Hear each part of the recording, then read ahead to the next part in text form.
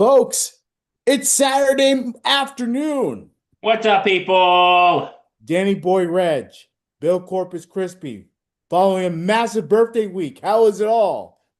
Everything's good. I went away for a few days. I want to thank everybody for the lovely birthday wishes I received. And yeah, it was good. It was good to get away for a bit. And that's why we're doing the show today instead of yesterday. And yeah, had a fun time. I went to Atlantic City. I'm not going to say what my money situation was. Mhm. Let's just say Bill had a little too much fun. Yes, let's go with that way. Putting it that way. I mean, I don't mean to put words into your mouth, but that's what it sounded like to me when You you know told me what? the I whole had story. fun, and that's the important part. Exactly. But Bill, again, glad that you're back. Uh, of course, you're feeling 32. 32. Yes. Um, yeah, but again, I hope you had a great birthday week. Hope you had a great St. Patrick's Day as well. Yeah, had my corned beef, had a few pints, Hmm. and yeah. So yeah, good week, good birthday, good St. Patty's Day, and yeah, we got a lot to talk about today, don't we? Yeah. How about March Madness living up to its Holy shit! So far, we're 3 days into this tournament, bro, and holy shit! yeah, wild The stuff. the upsets, bro, the fucking upsets. They're always the big time highlights of the tournament, you know? Isn't that insane? And I mean that in the best way possible. Exactly. Of course, a bunch of these first round games, they go exactly how it's planned. Higher seed beats the lower seed. Uh, some nines beat the eights, like where we expect that to happen. Like if there's going to be competition. Nobody expected High Point to beat Wisconsin. Did anyone expect that to happen?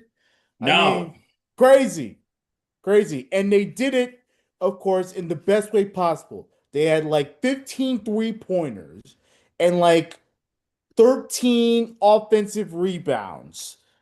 13 offensive rebounds. So there was 13 more chances of them to get points. I mean, they absolutely dominated the boards. They absolutely uh uh did their thing, and they're able to cruise to a victory um over Wisconsin. Just an absolutely, absolutely tremendous victory. And like we said, wild, wild, wild When I stuff. was watching that game, okay, I was in Atlantic City when that game was going on. Trust me, dude, I just want to say Thursday, that place was hopping. Yes, I can imagine. Look, it was a close game, but I can imagine that that place was going crazy. Absolutely. Yeah, High Point beating Wisconsin 83 to 82. The world is wow, a small private school in North Carolina has shocked the Mhm. world. Yep. And then, of course, no one really talks about teams from like the Big South and all that stuff being a Big Ten. Wow, dude. I was thinking of you when I was sitting in AC watching this game. I was thinking of you, Reggie. He's like thinking Yeah. chaos. I love it. I love all of it. Now, look, I couldn't, I'm be real with you. I was in and out of the March Madness stuff because of work and stuff, but like, whoo, I saw some of these highlights, man.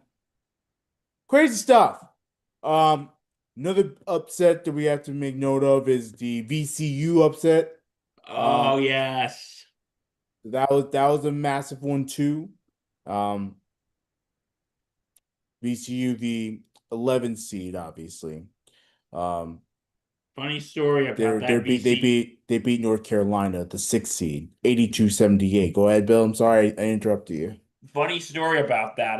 When my dad was on one of the tables in Atlantic City, the dealer was like, put some money on VCU. I think they're going to beat North Carolina.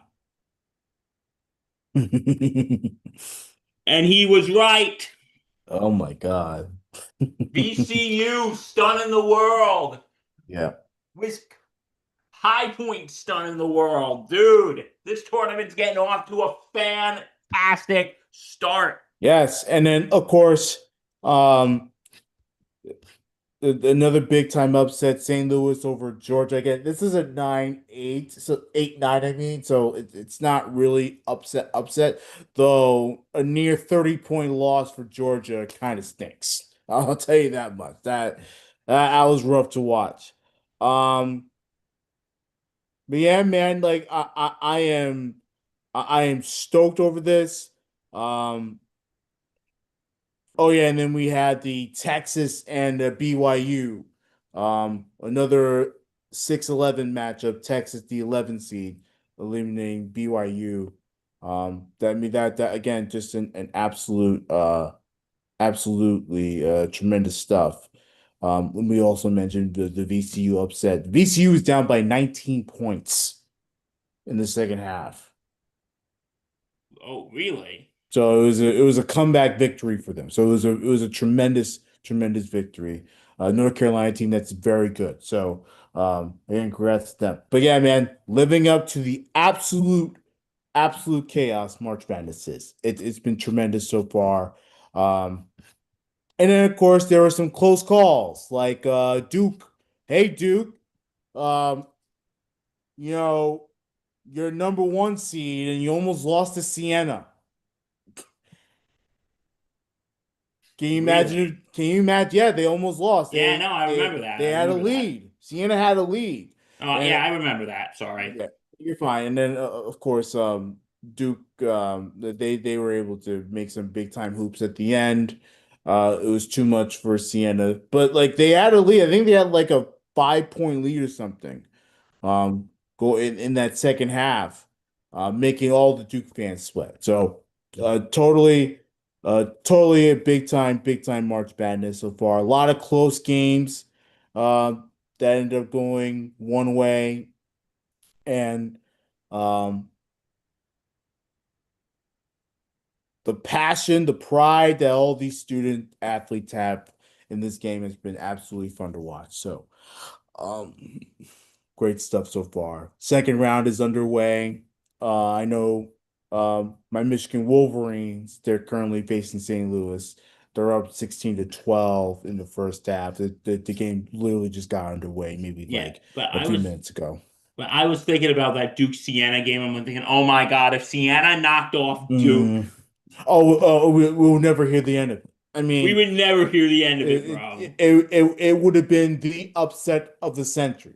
It'd I be like, you mean, know what? We're canceling the rest of the tournament. Congratulations, Siena. You're our national champions.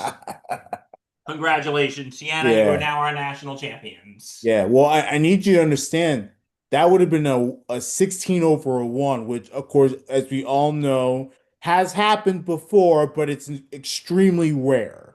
So that would have been a massive deal. You're talking about Duke, one of the biggest college basketball brands out there in America, losing to a 16 would have been absolutely hilarious. I actually have a coworker who went to Duke, who bleeds Blue Devil uh merchandise everywhere.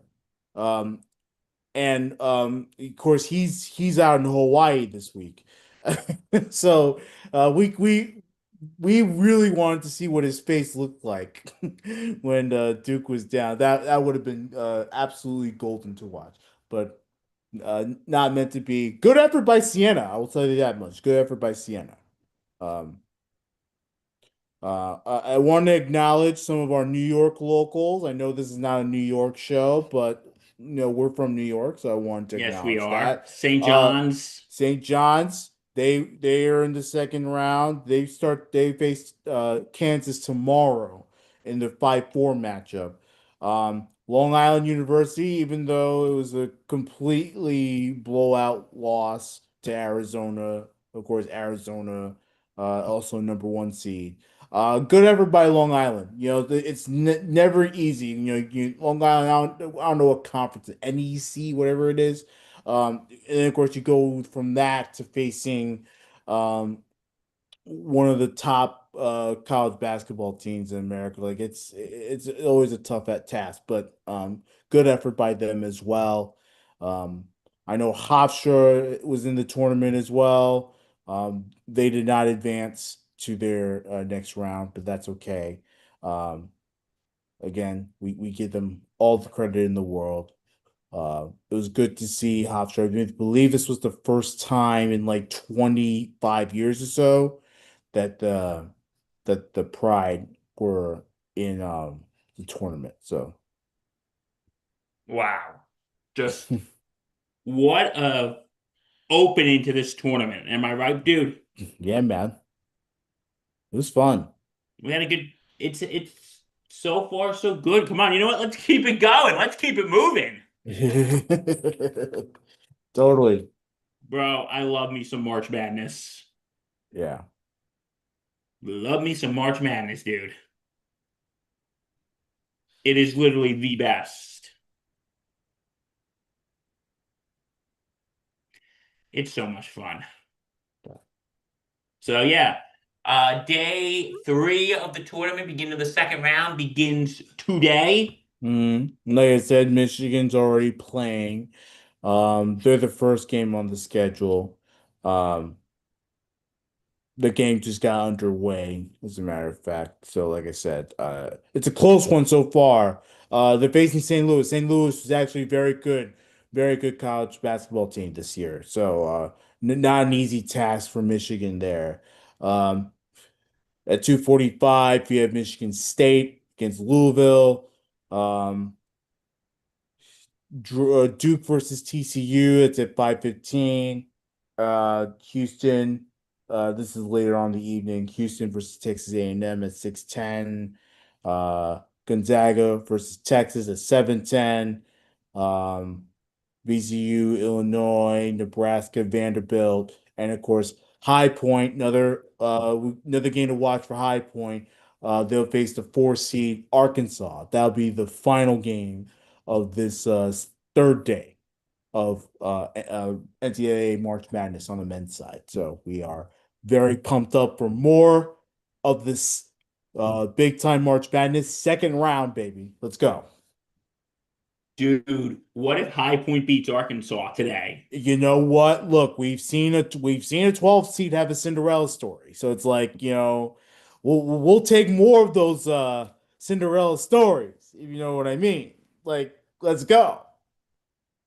I think America wants High Point right now. Yeah, why not? You And know? when America wins, it's a beautiful thing. Oh yeah, totally. No, we'll definitely be rooting for High Point. But dude, I was hoping Siena was going to beat Duke because you know what? As I say in football with Alabama, in basketball, when Duke loses, America wins. America sadly lost. Yeah. But nah. So yeah, let's go High Point. And yeah, so like I said, a fantastic start to this tournament. And dude, awesome. Yep, totally. Uh, Now, all right, moving right along. We got some NFL news. mhm. Cameo by my dad over there.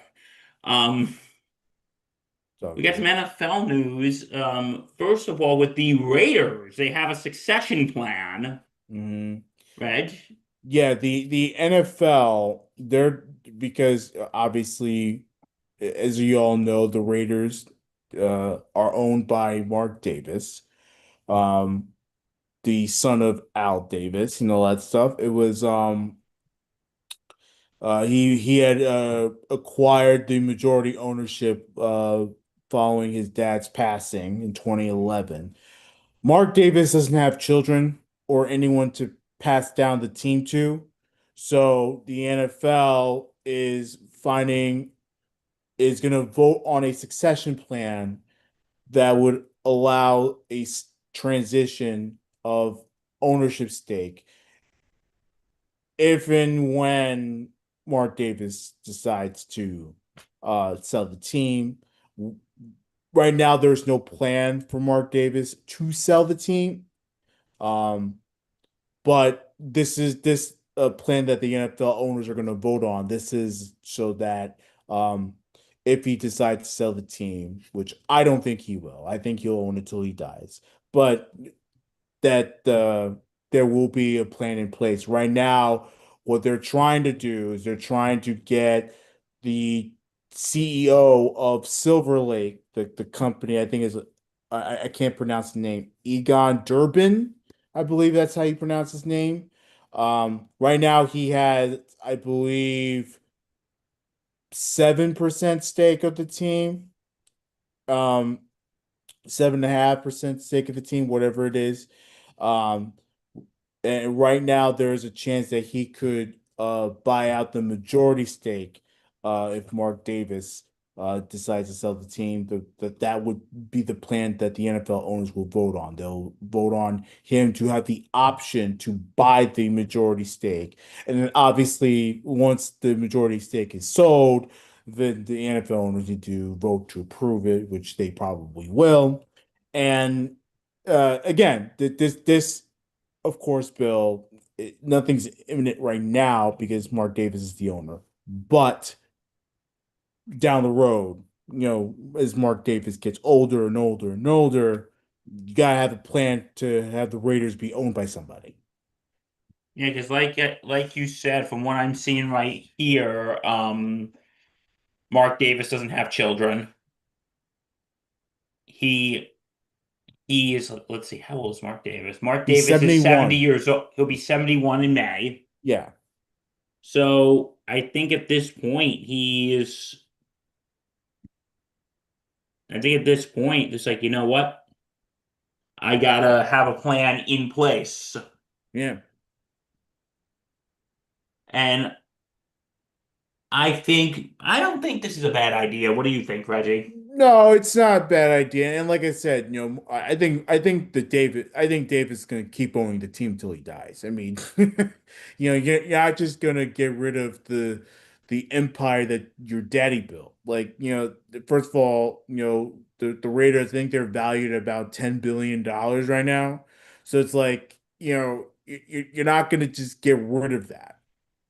But um, of course, with no one to pass it down to, it it's makes sense to have someone that's already a part of your ownership group to take over the majority stake. So I hope that whatever the plan the NFL decides with that, they get that done. Well, It's a big deal. I mean, the Raiders are, one of the big NFL brands out there. So it's certainly something to keep a lookout for. because you also got to look at it this way. Mark Davis is Al Davis's only child. Yeah. So if he so this is no yeah, so I think he's setting this up because who knows how many years he's got left in him. Yeah. And What if he gave it to Brady? well, that's another thing. Will Tom Brady's ownership stake in the Raiders increase um, when Al Davis decides to either retire or he dies or he sells, right? What will that look like too? Um, I'll tell you this. The Raiders have been a disastrous football team. Oh, they have been. I mean, you're talking about 3-win, 4-win, maybe if they're lucky, 5-win seasons over the last several years. They keep changing head coaches every single year. I Bunch of mean, one and dones, new coach every 5 seconds. like it's a disaster. It's a disaster for Vegas. And on top of that, the move from Oakland to Vegas. You know, obviously we love the fact that Las Vegas is getting involved in the sports scene. There's nothing like it. It's cool. But at the end of the day, Bill, like a lot of the moves that Mark Davis has made as owner have been disastrous. Like you can't ignore that. No, you That's just can't. the reality. Look at all the instability that's been going on there over the last few years, whether it's that head coaching changes or whatever. It's like this is a team that maybe they do need someone new. You know, I mean, even the roster, Bill. I mean, they keep trying to get all these high profile players. Antonio Brown. All these players that don't pan out, that become a massive failure. It has just made this team look horrible. And look, right now they seem to be somewhat on the right track. They have the right coach in place. They're gonna get Mendoza in the draft. Like, hopefully, this is a sign of changes. But like, as long as Davis is the owner, look, Al Davis was a great owner. He won Super Bowls. The Raiders were somewhat good, somewhat competent. I know he had his issues with the league, but still somewhat good. Mark Davis is terrible. He's been dreadful. Oh, he is. Yeah, he's been an absolute joke of an owner. Yeah. So I guess whether he retires or leaves this earth, the ownership wouldn't be a huge loss for the Raiders, wouldn't it? No. And Not that I'm hoping anything happens to him, but no, no, no, but still, like, you have to acknowledge the obvious. no, you do. So, all right, succession plan in place. Well, they still have to vote on this section plan. They plan to vote on it soon. Um, so So, succession plan on the table for Vegas. yeah, And again, we just want to reiterate, he's not selling the team. He's just getting everything set up in case yeah, something happens. yeah. So, wow. Owner who passes his family to their children, and the children do a worse job than the parents did. Nothing out of the unusual here. What do you think? I mean, knowing that we currently are experiencing that right now, yeah, it's not out of the ordinary, right? Not out of the ordinary, especially with certain Nah, teams we root for. Not out of yeah, the ordinary here. Giants, Yankees, so it's like, yeah, totally. Nothing unusual here. Yeah, totally. All right, moving right along. Yeah, here's just a fun little thing here. Pittsburgh is having the NFL draft next month, and the schools there, did you hear about this? They are having their kids do remote learning for 3 days. Yeah, I mean, when I first heard it, I mean, of course, like, I didn't really think much of it. I'm like, okay, maybe they're just giving their kids some time off and stuff to experience the draft, because it is a wonderful experience. No, I mean, the way Bill described it to me when he explained the whole thing, it's genius. It's genius. Like, for first things first, there's gonna be a lot of tourists in Pittsburgh, right? So, you don't want school buses and everything driving around and everything. Absolutely. You want to avoid the traffic. Genius stuff. Oh, and the kids, with the virtual learning, they get to stay home and watch as the draft unfolds, like the whole day unfolds with the draft leading up to obviously the prime time special and all that stuff, you Well, know? for those of you who are wondering, those, wait a minute, they're not canceling school. They're having remote because, like what Reggie said, a lot of school buses, it's going to be a pain to get through all, like, there's going to be road closures. I'm sure if it's anywhere near what used to be called Heinz Field, what's it called now? Acrisure. I get they want to keep the traffic away from Acrisure Stadium. Yeah, They want to just keep, they just don't want, and there's going to be tourists up the yin yang. yeah. There is going to be tourists up the yin yang, so it's going to be. It's gonna be rough out there. 3 days I think it's a bit much if I'm being real with you, but I guess, doesn't hurt. No, I That get it because of all the technical stuff. yeah. They don't Um want school buses going through and everything. I don't think this is a bad idea from the city of Pittsburgh. no, it's not. And like I said, look, they can be home, the kids, they could uh do their learning and then, they can chill out the rest of the day. Hopefully there's no homework so that they could watch the team's draft and stuff. That'll be an added bonus, of course.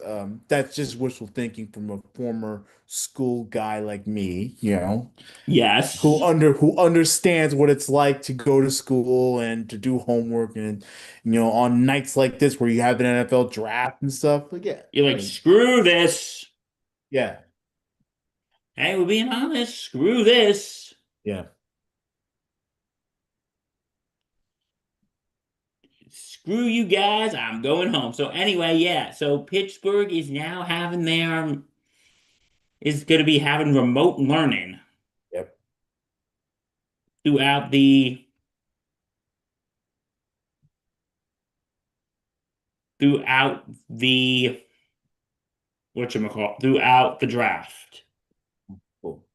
So not a bad idea. I Good job, Pittsburgh. We wish you yeah, well. I wish certainly. We wish you Um, well. yeah. First of Hey, all, go ahead, Bill. I no, go cut you ahead. off. What were you gonna say? Well, I was gonna move on because we also got other business to talk about. Let's send a nice congratulations over to Venezuela Oh for winning yeah, the World Baseball Classic. we give him a Um, tip of the hat. yeah. By the way, this U.S. team was not serious. No, they weren't. No. Aaron Give a tip of the Judge, hat to Bryce Harper. sure. Even though he took a trillion years to get a big home run in this tournament. Once again, Aaron Judge, when it mattered, where have we seen this before? When it mattered, he does not come up in the clutch. This is like I him in the mean, playoffs. and look, we love Aaron Judge. I thought he had a better postseason in 2025, which is great. Like we wanted Aaron Judge to have a great postseason, right? Yes. But this is on brand with him. In big time moments, he struggles. It's nothing against Judge. We love him as Yankee fans. Oh, we do. We appreciate what he's done for us, but it's on brand. He never comes through in big time moments, in big time games, in big time tournaments, playoffs, all that stuff. So that was very disappointing to watch him, being the Captain America, and he can't come through. No, the Um, guy cannot come through. And listen, we like Reggie said, we love Aaron Judge, but yeah, sorry, the guy can't come through in the clutch. yeah, He's that guy. He does great during the regular season. yeah. He's won three MVPs. He's won three MVPs. But when it comes to the postseason, he sucks. Falters every single time. He cracks in the postseason. He's under Yeah, pressure. He cracks. yeah. And like I said, the 2025 was one of his better postseasons, and the numbers show it. But can you come up with a big moment? And you said this on our Bombers banter season finale last year. Did we miss his prime? Well, the real question is, during his prime, do we miss the opportunity for him to win a championship? Yeah, that's the problem. Did we miss his prime for him to win a championship? Interesting stuff. Um, But but yeah, look, please don't call him Captain America right now. Please don't. yeah, um, yeah, Venezuela was look, it was a great game. Um, matchup defensively, it was excellent. There's no doubt about it. Um, but at the end of the day, Venezuela wanted more. When Gino Suarez comes up in the ninth inning, runner on second base, and he drills a double to give Venezuela the lead. Like, and you could tell that that moment meant a lot to him. Like, that's what that's the difference between that team and the crapshoot that the U.S. pulled out there. I mean, it was tough to watch. If you're U.S. baseball and you watch all these other countries pour their heart and soul into these world tournaments, and you're entitled assholes that can't come through in the clutch, that was carried by their pitching. Like, And you, tough to watch. you should be embarrassed right now. You should absolutely be embarrassed, and here's why. Because this whole team, and listen, they made it to the championship, which is fantastic. But just like what Mark DeRosa, what he did in the what he did, how he didn't know how he still could have been eliminated, that was embarrassing. Mhm. Yeah. Come on, we can admit that was freaking embarrassing.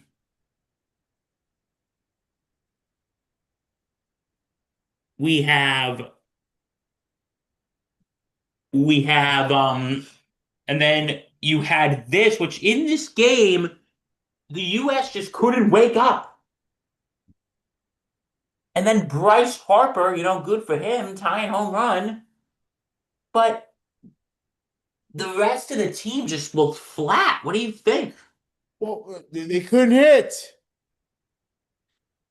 They This couldn't team hit. couldn't hit their way out of a paper bag. Well, even in the game against the Dominican Republic, which we knew was going to be a pitcher's duel, but like even in that game, Bill, you know, They couldn't hit. the big hits came from Gunnar Henderson and Roman Anthony.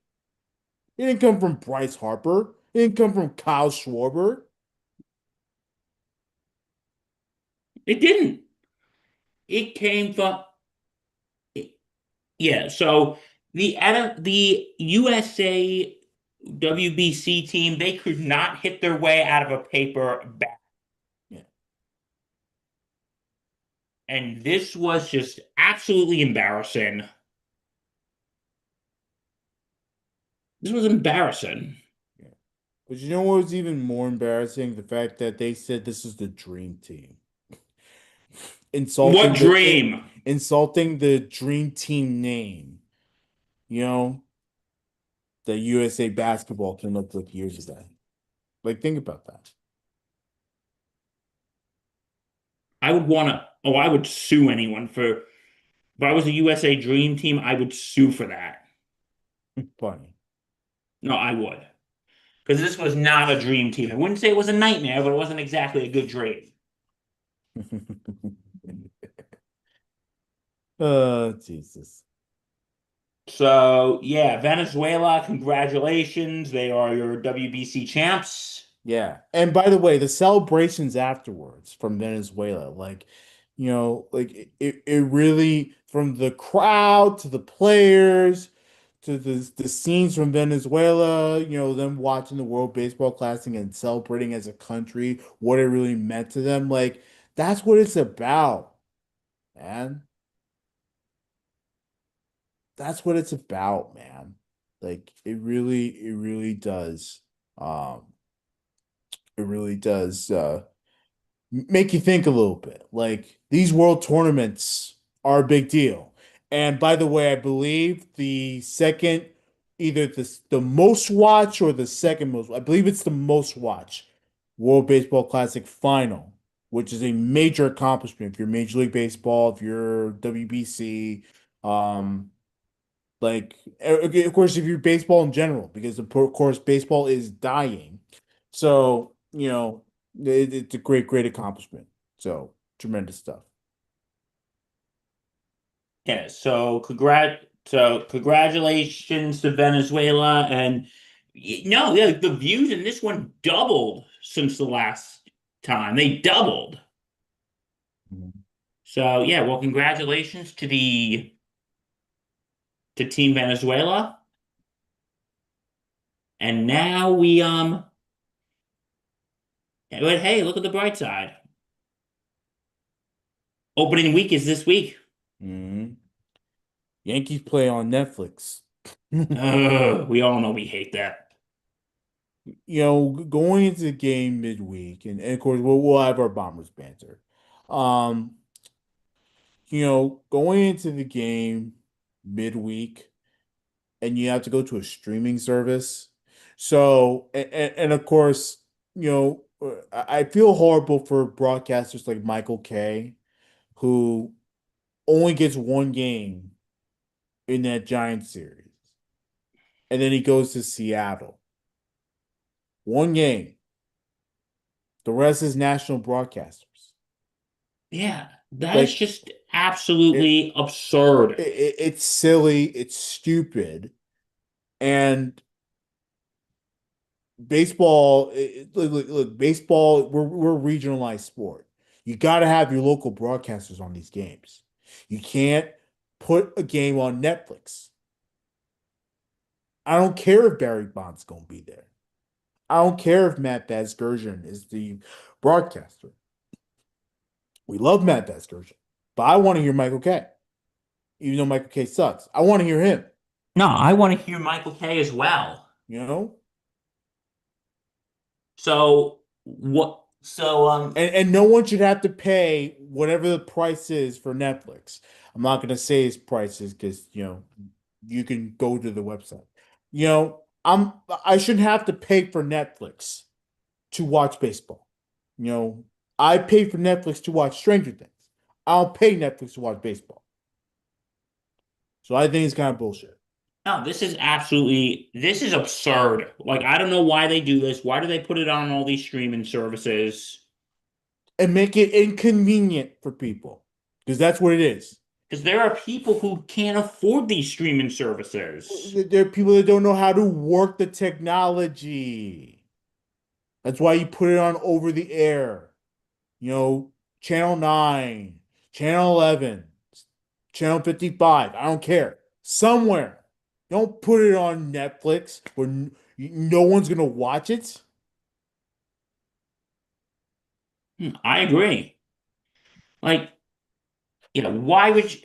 God, I hate when. Hey, Yeah, it's, Congressman Ryan, it's, when are you gonna come on and talk to me? yeah, Hello? especially now that they're cracking down on password sharing. Remember that they started cracking down on password sharing? You have to go through all these hoops and all that stuff just to get onto someone else's Netflix. Like it's horrible. It's a bad move by Major League Baseball. Put it on cable, something. You know, remember when cable used to exist?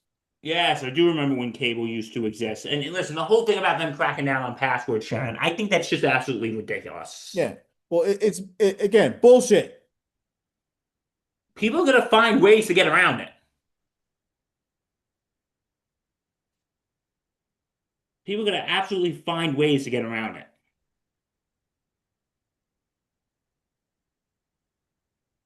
Horrible. Yeah, so why do they do this to ourselves? I don't know. All right, so anyway, here's something interesting. President Trump issued an executive order Friday barring college football playoff and other postseason games from airing during the Army-Navy matchup in December. Yeah, it's just as stupid as it sounds. Trump directed the Commerce Secretary and FCC chairperson to coordinate with the CFP committee, the NCAA, and media rights partners to ensure an exclusive broadcasting window for the storied rivalry traditionally passed the second Saturday each December. Trump order makes reference to potential expansion to the CFP, which likely would lead to an earlier start for the playoff. In the first 2 years of the 12-team format, the first round games were the weekend after the Army-Navy game. which moved off the first Saturday in December in 2009 because of conference championship games. This year, the Army-Navy game is scheduled for December 12th at MetLife Stadium, East Rutherford, New Jersey. The CFP first-round games are set for December 18th and 19th. If the playoff were to expand to 24 teams, a model that has been discussed, at least one more week of games would be required. Share it, start in the postseason earlier in December would be a consideration. A small expansion to 16 teams wouldn't necessarily change the number of weeks required for the playoffs. Okay, Here's my thing. College football has done a tremendous job at making sure that Army versus Navy in their football game, that there's no conflict. And I have a feeling, I have a strong feeling that college football is going to continue to make sure that there's no conflict with Army versus Navy. Here's something that you have to consider though, Bill. And again, no disrespect to Army versus Navy. It's America's game. Everyone loves watching it.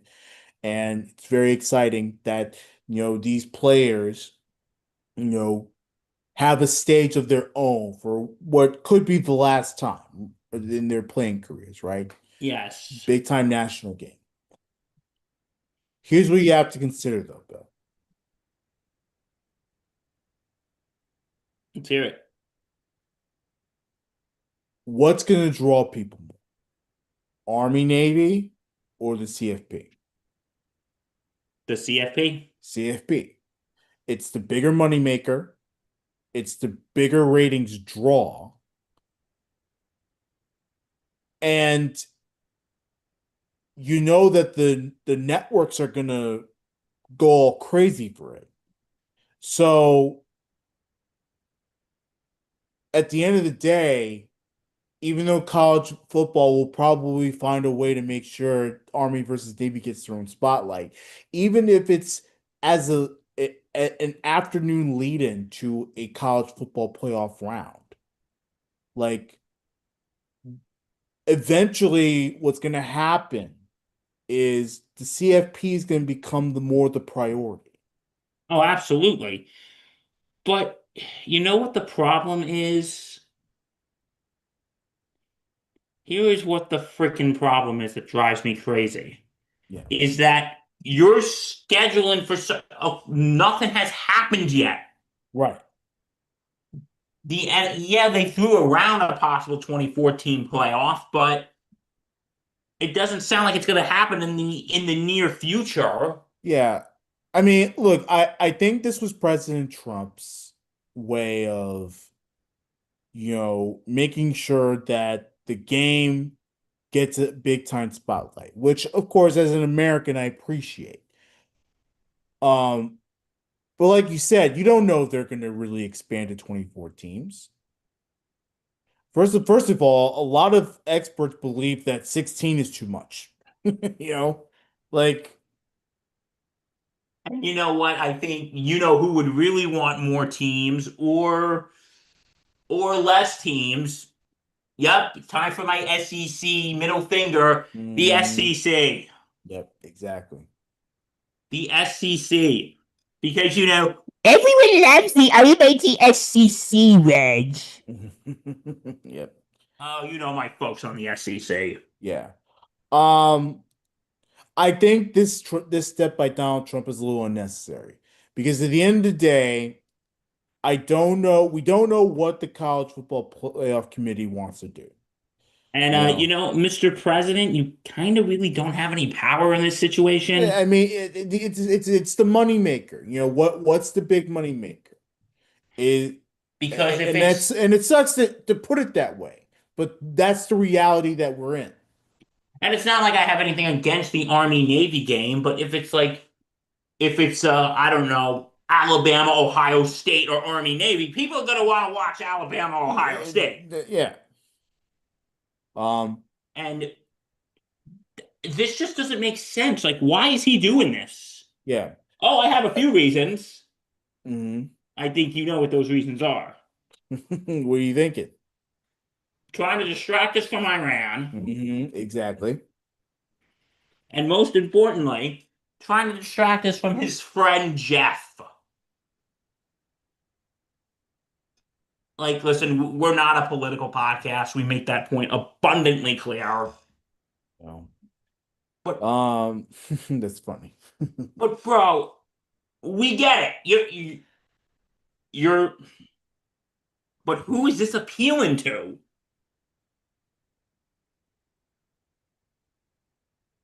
I think what he's doing is a little unnecessary. I think Army Navy will still get their spotlight. College football's done, like I said, they've done a great job at making sure that they get their own stage, that there's no conflict, whatever. But look, CFP's a moneymaker. They're gonna do expansion. Like they're gonna prioritize that. Just something that for food, just for food for thought. I can agree. But yeah, that is the but that and like again, there's already no other games on the week of Army Navy here. Right. So why the hell are they doing this? I don't know. I Folks, your mean, guess is as good as mine. yeah, my the way I see is this, like I said before, I think college football will still find a way to make sure they get their own stage, that there's not going to be any conflict. So this executive order is unnecessary. Um, with that said, though, expect expect college football to start prioritizing CFP more than the stupid bowl games and the Army Navy. You know? So who knows at this point? So yeah, this was just a stupid thing of something that has already been Yeah, in place for years. Because usually college football season ends Thanksgiving weekend, yeah, and the next weekend is the college is the conference championships, and the week after that is the Army Navy game. And then the week after that is the CFP. yeah. So so that's our thoughts on that. All right, dude. Is there anything else? Um, Batter up Sunday. Yes.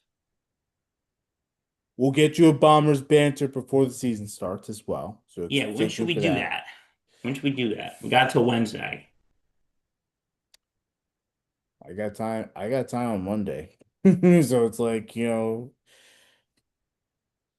Let's let's have that be an off-air discussion. yeah, either Monday or Tuesday. Yeah, we'll talk about that off-air. Okay. Yeah. Um, Stay tuned for that. And then of course, like, comment, and subscribe to our YouTube channel. Hit that All of our bell. videos, notification bell. Log on to our website, follow our socials. We appreciate you, love you, thank you for always joining us. All right. So for all of and thank you as always to the Dugout of Millwood. Yes. From all of us here at the Sports Insanity Network, stay safe and take care. 500's approaching. Thanks for the support.